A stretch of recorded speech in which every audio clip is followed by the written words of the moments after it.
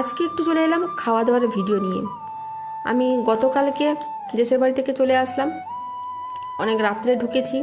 তো video edit করা, voice over করা এগুলো সম্ভব হয়ে উঠছে না, আর নিত্য নতুন স্টোরি শেয়ার করাও হয়ে উঠছে না।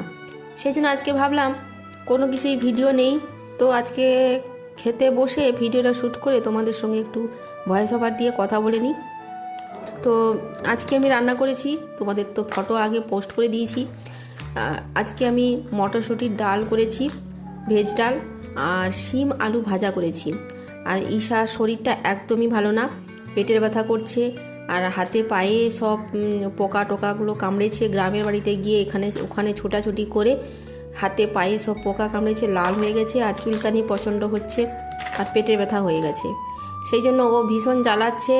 ওকে আমি এই যে কলা মাখিয়ে ভাত খাওয়াবো, কিছুতেই খাচ্ছেও না। এত গ্যাস হয়ে গেছে, কালকে গ্যাসের ওষুধ খাইয়েছি, সারা রাত ধরে জ্বালাচ্ছে, সারা রাত ধরে কান্নাকাটি করছে, কিছুতেই থামছে না। তো কি করব, আর কিছু করার উপায়ও নেই, ফেলেও তো দিতে পারবো না আমরা যেহেতু মা। তো সেই জন্য প্রত্যেকটা মায়েদের প্রচণ্ডভাবে কষ্ট হয়, বাবাদেরও সারাদিন কষ্ট হয়। কেন না, সারাদিন কাজ করে আসার পর বাচ্চারা যখন রাতেবেলা আবার চিৎকার চেঁচামেচি করে, তখন বাবাদেরও প্রচণ্ড সমস্যা হয়, কারণ তারা আবার সকালে উঠে আবার কাজে যাবে।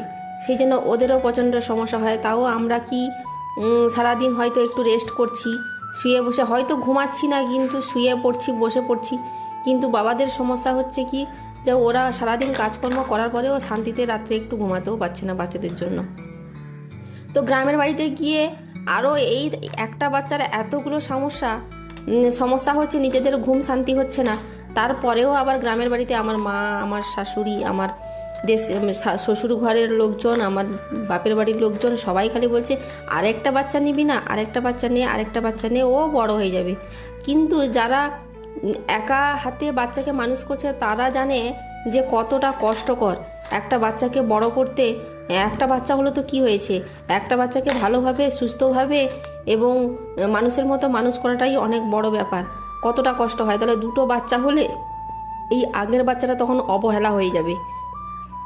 তো আমার অনেকের মায়েদের এরকমই সমস্যা হয়। হ্যাঁ, বাড়িতে যদি অনেক লোকজন থাকে তখন দুটো বাচ্চার ক্ষেত্রে ঠিক আছে, কিন্তু তখন বাচ্চাটা যদি বড় হয়ে যায়, 6-7 বছর 8 বছর হয়ে যায়, সে নিজের দেখভাল নিজে যদি করতে পারে, তখন একটা বাচ্চা নিলে তখন ঠিক আছে।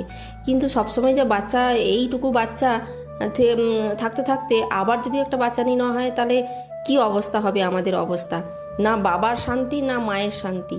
তো ভিডিওটা তোমাদের কেমন লাগলো